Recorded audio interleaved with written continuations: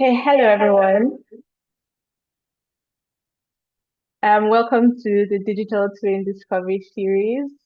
We're so great to have you here. We're so excited to have you here. This is the inaugural webinar in the Digital Twin Discovery Series, where we will take you through some amazing digital twin products to showcase to you and use cases that inspire you to have an idea of what digital twin technologies are and how they can be applied in businesses. So we'll go right into it, and I'll just start by sharing the agenda for today. So we'll have a brief opening remark, and then later on we'll talk about what the center is about, the things that you can get out of engaging with the center, what the center focuses on. Then we'll go into the presentation from our guest speaker, Robert McGeachy, who is the head of digital at Thales, and he'll be presenting about the Thales Digital Twin Crucible. And so during his presentation, I would advise that you listen attentively, you take down questions. There is a Q&A box here on the Zoom channel. So as the presentation is going, you can drop your questions in there. And then by 1:25, we would have the Q&A where Rob will address some of your questions. And then we hear a little bit more about the upcoming activities and opportunities within the UK Digital Twin Center, including the accelerators, educational opportunities, and some networking events. And then by 1:55, we'd go into the closing remarks. So we're going to jump right into it. And now I'd just like to invite Robert McGeachy to present about the Thales Digital Twin Crucible. Thank you so much for joining us, Robert. Really appreciate your time. You can take it up from here. Okay, fantastic, Toby, and thanks very much for this great opportunity to talk to everyone about what we are trying to do within the UK Digital Twin Centre. So I'm sure everybody's aware of what the UK Digital Twin Centre is, but we've got a great guest, Tom Houston, who's going to join us shortly to give us a little bit of a brief behind it. But certainly a very, very top level of it is a UK Digital Twin Centre Competency Centre, and we have a number of different partners who's involved. It's been led by Digital Catapult, but we have Thales is contributing as one of the founding partners, Ultimus Technologies, and Spirit Aerosystems, all working collaboratively together to produce the technologies and backbone behind the centre. There's a number of funders: UKRI, Belfast, Region City Deals, Invest Northern Ireland, providing this great environment for us to push the boundaries of digital twin technologies. So what I'll do at the moment is just try and share my screen and take you through what Thales are doing with the digital crucible. So a lot of people are probably aware of what Thales do, but for those of you who don't, Thales are a global leader in advanced technologies for aerospace, defence, and cyber and digital sectors. And Thales in the UK provide solutions into all those different market sectors. And people probably don't realise this, but you probably have an intimate relationship with Thales already. And what do I mean by that? Well, for example, if you've got a phone and that phone has a physical SIM card, there's a very, very good chance it's Thales that produce that or secure that. If your phone doesn't have a physical SIM card that's got an eSIM, then it's a very good chance that it's Thales that provides. Go in and use your passport. Again, it's a very good chance that Thales have provided that bank card. And if you've used your bank card today, it's a very good chance that Thales provide the electronics behind the transaction, or even secure the transaction as well. So everybody's probably aware of Thales. I'm the head of digital at Thales Training and Simulation, and I head up the part of the business who are looking at developing digital twin solutions. So today I'll talk to you about one of those that we're providing for the UK Digital Twin Centre, and that is the Digital Crucible. So what is the context behind what it is we're trying to do here? Well, the world is changing. I'm sure everybody's aware of that. But that acceleration of change is really increasing year upon year or minute upon minute. And what we're seeing is that things that used to take years or months are now taking hours or minutes. Really, that acceleration of change is happening. That's in terms of technology, but also in terms of cultures, in terms of processes. Just across the board, everything's change is accelerating. We're also seeing in terms of system development, there's an increased level of connectivity. And where we used to be able to focus on development of systems in isolation, what we're seeing now is that we have to focus on systems of systems in ecosystems, because the connectivity of those individual systems means that a part of something a lot bigger than what they originally were intended for. In robotics, really driving the need for autonomy there. And last but not least, what we're seeing is that people are expecting seamless experiences. So across the different platforms and different activities and different use cases, people are expecting that seamless experience where they can start a journey somewhere and then end a journey somewhere else. And that's a big challenge for what we're trying to do in terms of developing and providing systems. But what we see is that digital twins are at the heart of the enabling technologies that allow us to keep abreast of the acceleration of change, to provide autonomy, to provide ever more connected systems, and to maintain that seamless. There's a whole bunch of digital assets that facilitate that journey. So for modelling and simulation, I use maths and physics-based relations and behaviour of a system, or to digital shadows where you're adding connectivity to basically have a one-way directional data input that allows you to monitor the status of it. All right through to digital twins where you've got a bi-directional flow of data that you can then use for exotic use cases such as control and optimization of systems. We see the use of all these different in the world, or the control of the changes that we're seeing in the world. But more than that, what we're seeing is that the use of all these different digital assets integrated into one solution really helps us to manage that change. We're seeing in terms of digital engineering a real revolution though. Because once we start utilising those digital assets and start thinking that if there's any physical activities that happen within an engineering life cycle, that there's real benefits that those digital activities can bring. And so what I'd like to introduce here is something that we call the Thales tube sign, where you've got your engineering life cycle in the physical domain that people are very familiar with down at the bottom there, where you start off with a market need, taking it through the enterprise, do your design, develop, build, integrate, verify, validate, qualify, certify it, then put it into operations, and then provide that service. Now, there's lots of fundamental issues with that physical engineering life cycle, and that it's costly, it can be unsafe to do things within the physical domain. And it can take a lot of time to do that.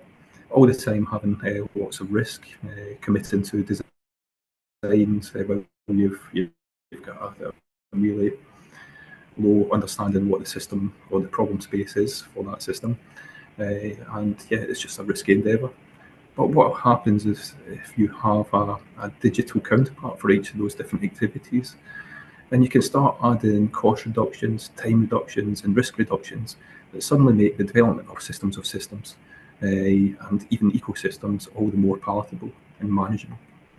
So our main focus at the minute is to develop those digital counterparts to aid with design. So if that's rapid prototyping, if that's getting users involved in the engineering process as early as possible, adding left shifting in terms of validation, being able to evaluate multiple what-if scenarios within the digital domain before you're making any commitments to any activities within the physical domain, then that's where we need to be.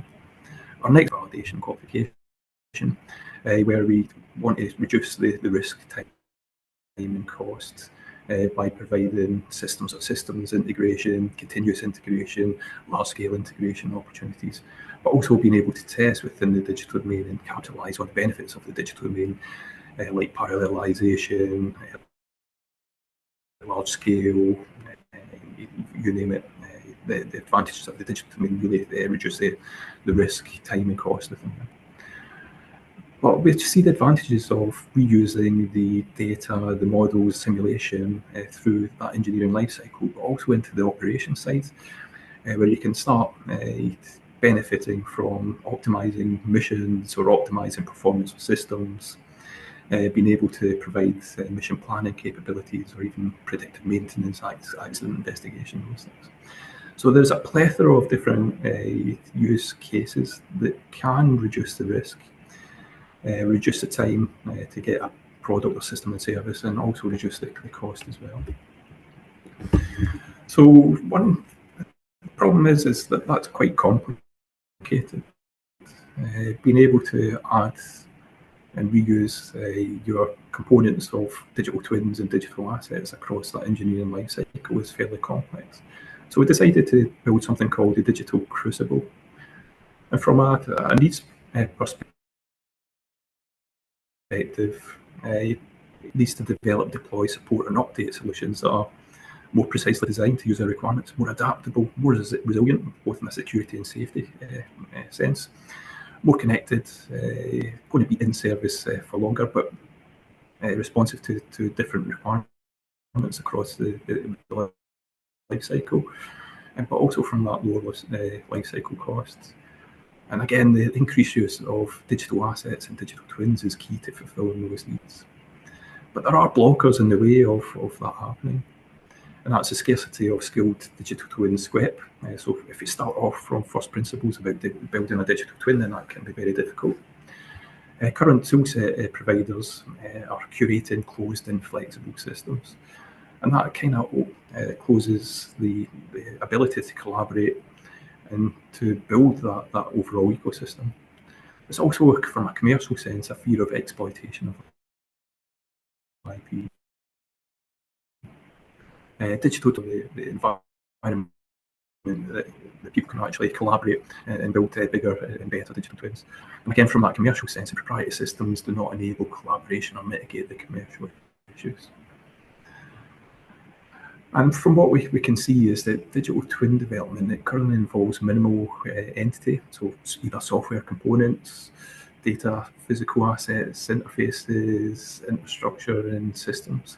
And it's a reuse of those minimal entities. And there is a very, very narrow focus of few use cases at the moment, and certainly a real missing of the reuse across those. And it really limits the digital twin development to people who have got large budgets with really big expertise and environments and tools and data sets that they can actually build those things with. So what does Digital Crucible do in terms of innovation and problem solving? Well, it facilitates reuse, and that's reuse of the data, the infrastructure, standards, hardware, software, all those components that build digital twins on digital assets. It facilitates scalability, both vertical and horizontal, and discovery of that accessible ecosystem. It facilitates the collaboration of industry, SMEs, academics, startups, government, and it also facilitates interoperability with other solutions, systems, digital twins. It provides the resilience and safety and security, but it really facilitates the use of legacy systems and brownfield solutions. So one thing that we've discovered very early is that the world of digital assets, digital twins, model simulation, 99% of it is a brownfield solution, and is that through the new applications across the different industries. So what does a digital crucible look like? Well, it's first of all a reusable capability to create digital twins. So from discovery to planning, to orchestration to deployment, digital twins from a whole bunch of different components, data sets, physical assets. Those data sets could be live, they could be legacy, they could be offline, you name it, those data sets can be integrated here. It's an integration lab that helps you to move from a modeling the loop approach to software in the loop, to hardware in the loop, to full systems. And so being able to integrate multiple different types of component is really something that should unlock the industry going forward. There's an underlying meta model, and it's good to report that it does correspond with some of the great work that CDBB and Digital Twin Hub and the Digital Twin Consortium have been doing behind the scenes. In that, people who are familiar with the CDBB probably recognise the information management framework or aspects of the information management framework. And the thoughts behind that is that some of the bigger aspirations for UK digital twin could be facilitated by something like the Digital Crucible. So from that meta model, you can see some form of catalogue and authorization, all the things that make up the integration architecture for the information management framework. There's an enabling data library and a data model that sit below that, but also from a platform and infrastructure perspective, we've enabled that as well. Because a lot of the digital twin use cases that are being looked at type domain for critical national infrastructure and other things, then what we see is that there is a need for a platform and infrastructure that facilitates that. And as part of the Digital Crucible use case, we're developing something what we call the UK Sovereign Cloud or UK Trust Nest that provides classification that people can build a secure digital twins, and they say acknowledge that the infrastructure provides that. So the Digital Crucible also facilitates that open digital twin ecosystem. So digital twins can be built to a federated, distributed, brownfield and greenfield type approach. And the tooling that we've utilised below that facilitates that. We've used our modelling and simulation as a service approach to facilitate that modelling and simulation. But as we all know, digital twins add the physical side of it. So the physical assets, controllers, sensors, and different things. So we're expanding modelling and simulation as service standards in order to do that. And Digital Crucible will enable stakeholders to design, develop, orchestrate, deploy, and manage digital twins in different markets to develop better solutions to problems. And just so we know the world at the minute is chaotic. We know that there's potential for lots of different components that make up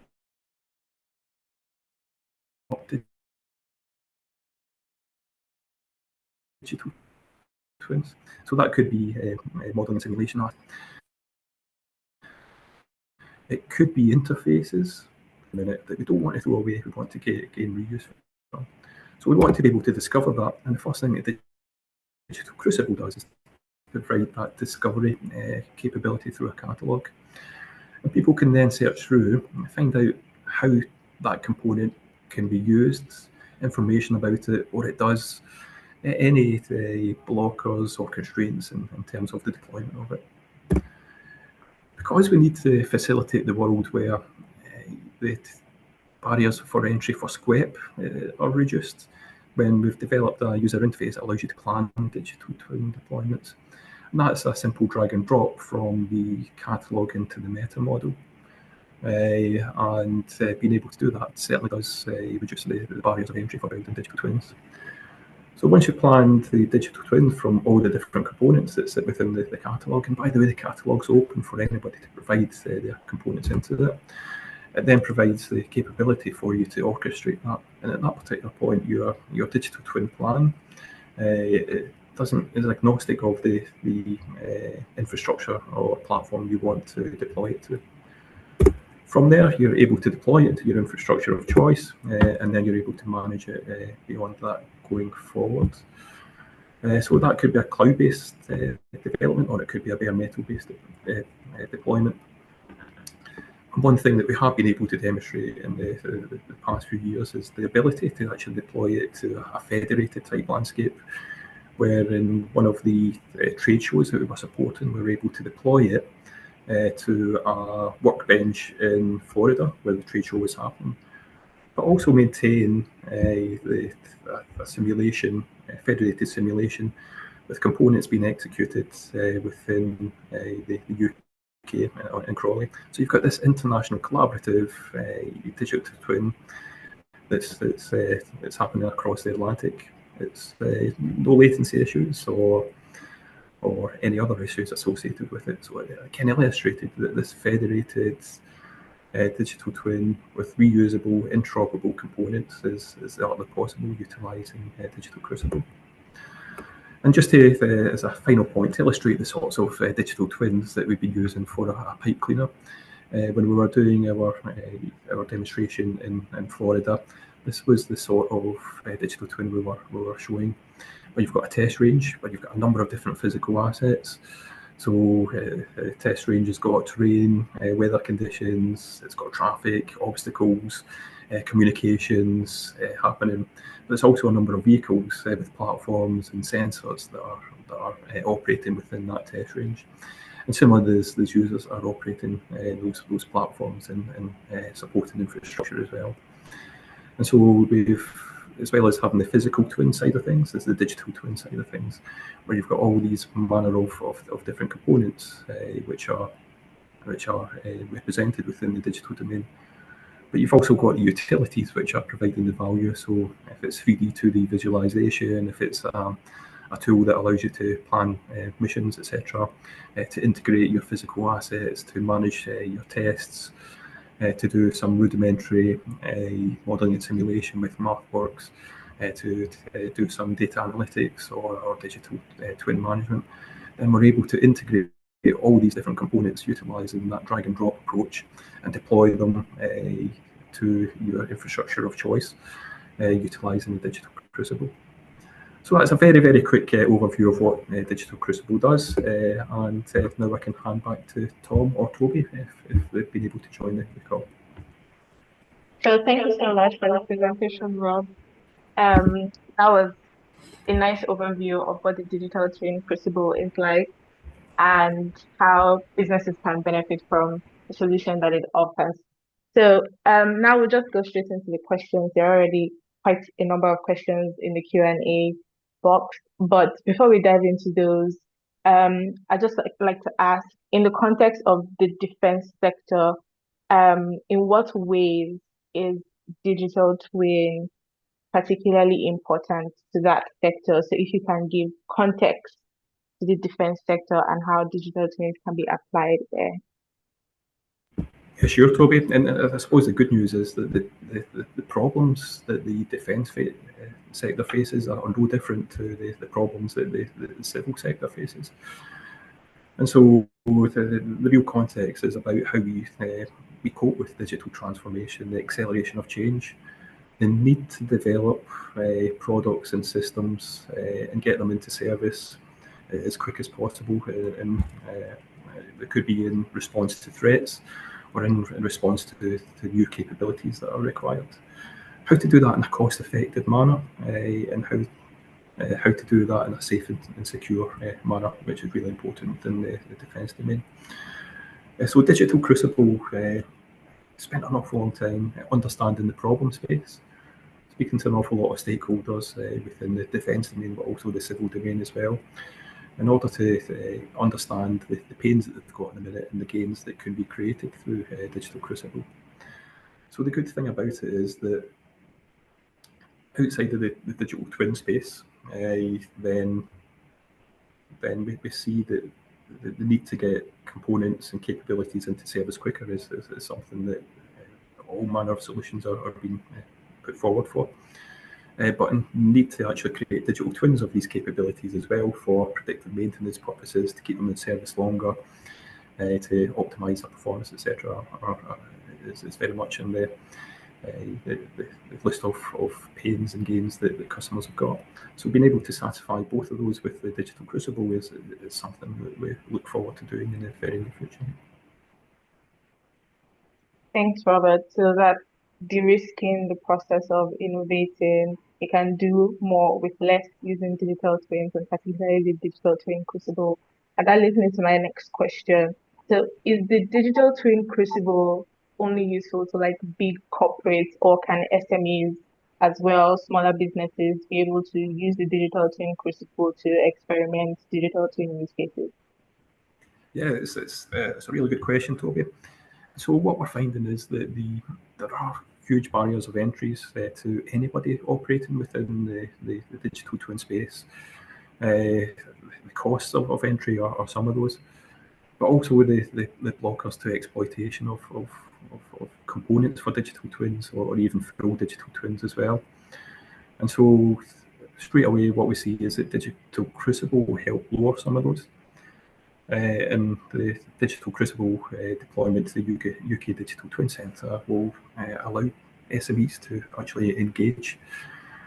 It should give access to all manner of different utilities, tools and components. For example, SMEs would want to access but probably would struggle with at the moment. But also at the end of the day, will give an exploitation route as well. So SMEs are very focused on innovation of a smaller scale, but being able to integrate that innovation with larger scale integrations that perhaps primes and bigger industry players are doing is it opens up those exploitation routes and a lot of the other barriers of entry for SMEs. So very much look forward to SMEs engaging with and benefiting from the digital crucible. Okay. So just last question for me before we go into the live Q&A is, so while building the digital twin crucible, what were some of the challenges or barriers that you experienced to get it to what it is today? Yeah, again, that's a really good question. So the digital twin space is absolutely huge. I think that's the biggest problem. There's all manner of different components and available in the brownfield. There's an awful lot of people are developing greenfield components and solutions as well. So being able to build an architecture and a system that allows integration of all the different needs, but also the legacy components, the new components, in a way that they work together has been a huge challenge. And so we have had to not reinvent the wheel, I would say, has been our main mission. And so not reinvent the wheel in terms of processes, in terms of building components, in terms of standards, those sorts of things. So being able to reuse interoperability standards, and by the way, there's 5 different layers of interoperability that we've had to look to integrate.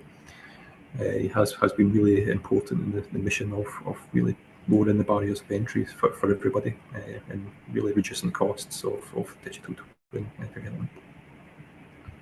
All right, thanks, Robert. So now we'll go into the live Q&A. There's a question from Hans Yami. It says, how are you integrating wearable technologies or indoor technologies within built asset legacy or new building structures for the digital twin crucible? Okay, so I mean, wearable technologies, I suppose there's different aspects to it, but fundamentally we would see them as being physical assets. So being able to provide an integration lab that allows you to have interfaces and integrate those physical assets has been really important. And so at the moment we don't have any use cases that we can show where we've done that. In the past, where we have used some tooling for modelling and simulation as a service, then we have integrated wearable technologies to monitor human performance and therefore give better understanding or insights into how people are performing during training. We've been able to do that using open standards and interfaces. So it's a really important consideration and something that we want to really maintain going forward on the project. All right, thanks, Rob. And so next question is, what are the levels of details that are required for the reality capture in the asset creation stage for a digital twin project? Sorry, Toby, can you Repeat the question. repeat the Yeah, question? sure. So, what are the levels of details that are required for the reality capture of asset creation digital twin project? Yeah, so it's again, it's a really good question. It totally depends on what the application is. So, for instance, for concept development, what you'll probably find is that the level of detail is would be considerably less than if the application was for test and evaluation or for live operational support. The drivers for that are safety reasons. So you really want to have something which is really exact and representative for test and evaluation and live operational support. So we've got different means of being able to generate the different levels of detail. So being able to use machine learning to reverse engineer from data sets is something that we've been able to introduce. But yeah, I suppose an important part of the digital crucible is being able to manage different levels of details for different applications. So SMEs, industrial primes can engage with and get the benefits for the activities and use cases that they're working with. All right, thanks, Rob. I hope that answers your question, Emmy. So we won't be able to take all the questions because of our time, but we'll just take one or two more. And this one is from Alex. What means do you employ to ensure not only the regulatory compliance, but also the trustworthiness, transparency, and responsible use of digital twin technologies? In short, just the ethics around building such a complex tool for digital twins. Yeah, so it's an interesting, it's a very interesting question.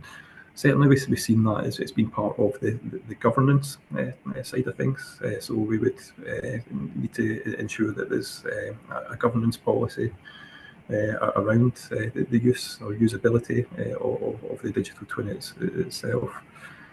In terms of the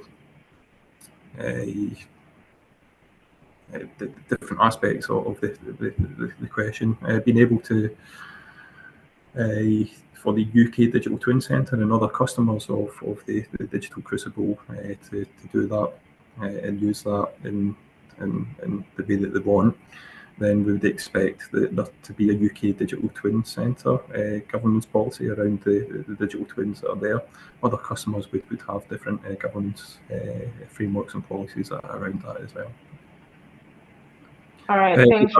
Another part of that question is the components we're using as well, and what you'll find that there will be policies and constraints around how certain components are used as well, and so being able to make sure that we've captured that within the catalogue as a constraint to the deployment and use of the digital twin component as well is a really important consideration going forward.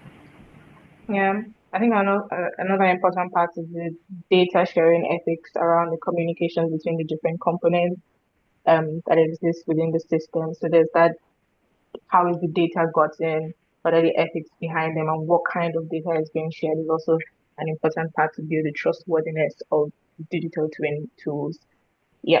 So I hope that answers the question. We'll just take one last one and then we'll be done. How does one gain access to the digital twin crucible to try it out? This is from Colin. Yeah, so again, it's a really good question. I think the first deployment of Digital Crucible will be through the UK Digital Twin Centre. And so being able to engage with Toby or other representatives of the UK Digital Twin Centre would be the first port of call in order to do that. Again, it's about there's multiple different ways that you can engage with the Digital Crucible, so utilising it to build digital twins. to provide components for plug and play, so that other people can benefit from your components or get access to your components is a really good thing forward. But there's also the possibilities of enriching what's there in the digital crucible already. So there's multiple different ways that people can engage with it. But the first protocol would be through the UK Digital Twin Centre and some of the representatives who are on the call today.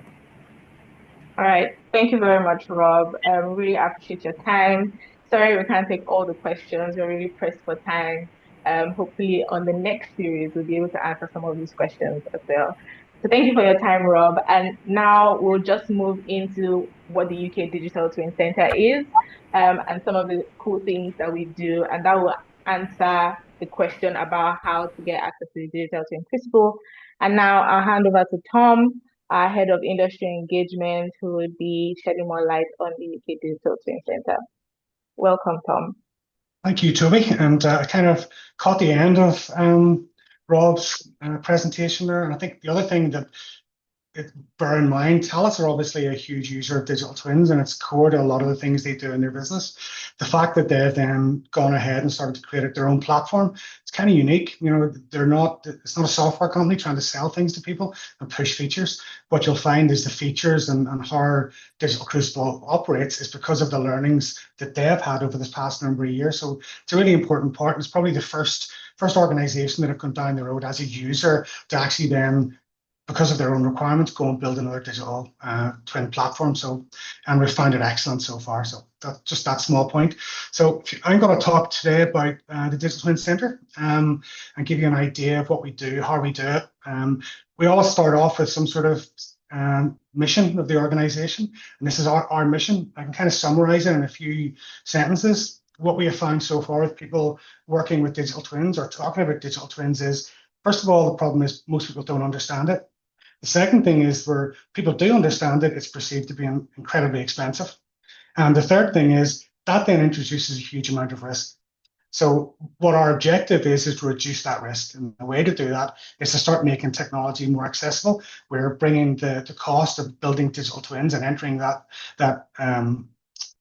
sector down and make it easier for people to get a good ROI, even smaller companies. And we're happy to talk to companies who probably aren't on the journey yet for digital twins, but are more on a digital transformation. But that's kind of the first step anyway before moving to digital twins.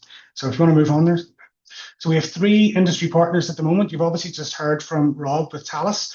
We also work with Artemis, who are in the maritime space. They have the kind of the flying boat, amazing piece of technology. They're building a digital twin for around safety. So one of the aspects they have is they need to get the boat up to the large wind turbines offshore, and how you transfer workers from the boat onto the wind turbine. So there's some hugely complicated simulation where they're simulating the weather, they're simulating waves, and then transferring people onto it. So again, hugely impressive digital twin. We're going to have them at a future event. And likewise, we're going to have Spirit. You know, so Spirit are working on a couple of different use cases. The one that's really interesting is the one around the reverse thruster. So anyone who has arrived in a plane at any airport, you kind of see the planes landing, and it kind of their engine opens up, and that's basically where they're doing a reverse thrust to slow the plane down. So Spirit have a much more elegant way of doing that, more efficient way of doing that, and they're benefiting from the testing by using digital twins. So again, we can talk to anyone about these things in detail, but we're also going to have representatives of each of those companies on this series. The other thing to kind of remind people about is we've kind of stopped talking just about digital twins, because it's kind of a binary. Does someone have a digital twin or do they not have a digital twin? The reality is that digital twin is a collection of technologies. And we've gone down the road in the Digital Twin Center of employing specialists in each of those areas, as well as people, obviously generalists, who understand data integration. They understand how those work within a digital twin context. But it's really important to understand that not all of these areas will be in everybody's digital twin, but some of them might be. And so again, that's where we can work with organizations to work out what do you need for your digital twin, because we have the experts in-house. You can book some time, come in, have a chat, and then learn from our experts. there's obviously, I mean, Rob has probably covered a lot of this already, but there's massive benefits for industry. I won't go through all of the stuff that here, but just consider an application around testing and validation. You know, if you're building, for example, a wing of an airplane, that's maybe going to cost tens of millions to build. Then it gets tested to destruction, and then you build another wing that gets tested to destruction, and then you build another wing, and on it goes. And suddenly you're into hundreds of millions of pounds of testing and validation in that type of industry. By using digital twins around the testing and validation, it's possible to give these what-if scenarios and run them through very quickly. And all of a sudden, you start to save not only money because of the lack of physical destruction of things, but you're also getting your product to market quicker. And those exact principles can be applied further down the market. So people who are building small devices, being able to test those digitally without having to go through the process of working out, first of all, what you're going to do with the testing, but then actually test things to destruction. Small companies have issues with that simply because of cost and timeline. So again, digital twins offers a perfect opportunity to streamline things and work quickly in a digital environment. And again, barriers to entry is the biggest problem that everyone has. I think it's in a number of different areas. First of all, there's a perception that digital twins will be hugely complicated. There's perception it will be very expensive. And that's not necessarily true. You know, sometimes we do presentations, we throw things up on the screen, and it's hugely complicated. It's very expensive, and you know, I showed a slide there with jet engines, and immediately people look at it and think, well, that's only for the very high end part of the market. But it's not really. Most of the people we deal with will be SMEs. The vast majority of the people we deal with will be SMEs. And sometimes we talk about, to put a context around what a digital twin can be, there's a lot of people on this call will actually have a digital twin in their house. So anyone who has things like hive heating or nest heating, that's a perfect example of a digital twin. We don't call it a digital twin, but that's what it is. You know, so you have an application where you can see your house, you can see the temperature in your house, you can see lights are switched on, you can see doors are closed, and you can affect that on the app, and equally you can affect that in the house, and it'll all be reflected. So that's a perfect example of a relatively low cost digital twin, and people should kind of be inspired by that, see how we can build other digital twins at a lower level that offer business benefits to you. We've got a number of new facilities that we've put into Digital Twin Centre. We moved in, I think it was the end of February, something like that. We did our official opening in May. We have a team of 10 or 11 people here in the centre who are experts, as I said, not only on digital twins, but actually on the specific areas that make up digital twins. So we may be working with companies only on the AI aspect. We may be working with them on data integration or the immersive tech side. That's all part of the skills that we have in-house. We also have just launched an academic accelerator where we're working with academia to find answers to serious issues within our industry. It may be, we kind of narrowed it down to a couple of different things, maybe around testing and validation, or maybe about protecting IP, which is a real concern. So when you share a model to your customer and they want to integrate that into their digital twin, you want to protect your IP in that model. And so we have some people working on that, and we're doing an accelerator. We also work obviously through the innovation programs. We have not only the academic accelerator, we're just about to launch our SME accelerator. So we're going to spend probably about £1 million, and but we spread between 9 projects of 18 companies. And I won't go into all the details here. I think Esan is going to cover some of that. But again, if you want to know more details about that, how you can get involved, just let us know. And then obviously our discovery series, which is this. We feel that one of the biggest obstacles to people getting involved in digital twins and getting the benefits is that they just simply don't know what's out there. We also find that people are afraid of, especially SMEs. We've talked to a number of SMEs who haven't engaged because they have a perception that their current infrastructure just isn't suitable. And that's not true. I mean, sometimes the first 2 steps may be digital transformation rather than digital twin. But equally, that's an important step to take. So we're quite happy to work with people to make their infrastructure more efficient, even if they never move fully down the line of a digital twin. But these events are meant to educate people and give you some idea and give you some thoughts where you might be able to get involved.